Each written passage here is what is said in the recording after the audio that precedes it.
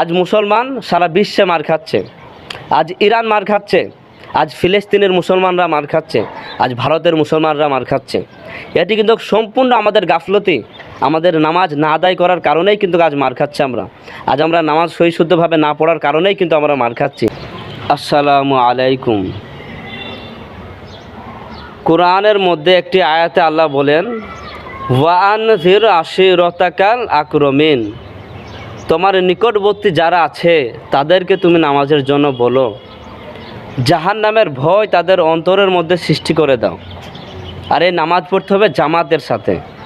কিসের সাথে? জামাতের সাথে। হজরতে হুজাইফা রাদিয়াল্লাহু তাআলা আনহা এই হাদিসটি বর্ণনা করেছেন। হুজুরের কাছে একজন অন্ধ লোক এলো, আর সেই অন্ধ লোক এসে বলে, নামাজের যে গুরুত্বপূর্ণ কথা আপনি বললেন, আমাকে কি এই বিষয়ে কি ছাড় দেওয়া যায় নাকি? আমি অনেক সময় সাথী সঙ্গী পাই না, সেই কারণে মসজিদের মধ্যে আসতে পারি না।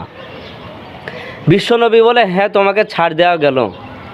অন্ধ যখন হেঁটে যাচ্ছিল, নবীজি তখন তাকে আবার ডাকলেন, ডেকে বলে, অন্ধ, মসজিদের আজানের কথা কি তোমার কানে যায়? বলে, হ্যাঁ আমি আজান শুনি।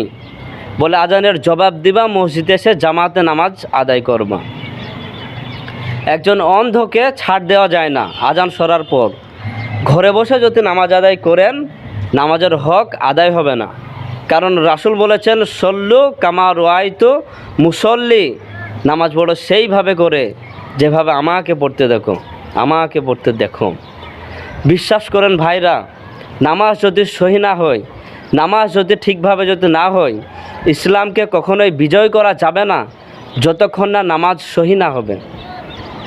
ঠুকঠাক করে দু চারটি যদি সেজদামে দেওয়া হয়, নামাজ কিন্তু পরিপূর্ণ হয় না। আজ মুসলমান সারা বিশ্বে মার খাচ্ছে। আজ ইরান মার খাচ্ছে, আজ ফিলিস্তিনের মুসলমানরা মার খাচ্ছে, আজ ভারতের মুসলমানরা মার খাচ্ছে। এটি কিন্তু সম্পূর্ণ আমাদের গাফলতি, আমাদের নামাজ না আদায় করার কারণেই কিন্তু আজ মার খাচ্ছে আমরা। আজ আমরা নামাজ সহিশুদ্ধভাবে না পড়ার কারণেই কিন্তু আমরা মার খাচ্ছি।